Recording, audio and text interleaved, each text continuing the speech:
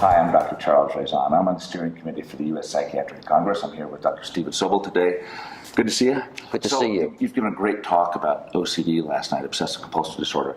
Talk to me a little bit about what you see as being pharmacologically on the horizon, potential ways of treating this disorder that are coming that are not in practice now. Chuck, we are in desperate need of good treatments. When you look at the studies in OCD and you look at the definition of treatment response, it's rather fascinating. As you know, the definition of treatment response in major depression is a decrease in symptoms or a decrease in HAM-D by at least 50%. In OCD studies, response is defined sometimes as 35% or more improvement, sometimes as 25% or more improvement. So there's a desperate need. We start with that with serotonin medications, SSRIs, SNRIs, because we know that's the core. We augment typically with what I call S2D2s, the second generation or atypical antipsychotics. But there's some things on the horizon that look rather fascinating, some studies that are just now being done. The ketamine story, of course, is exploding, and it's become very, very interesting in all areas of psychiatry.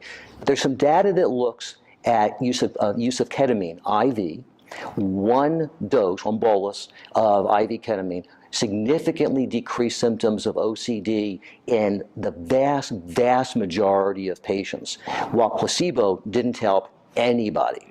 There's actually some data that Namenda uses an augmentation strategy with an SSRI. And as you know, Namenda blocks NMDA receptors, which, as you know, are involved in the glutamate system, also appears to successfully augment our use of SSRIs. So I think it may be that in the future, we're going to be using more and more medications that focus on the glutamate system. Yeah. And so in the studies with ketamine, how long did the relief from the OCD symptoms last?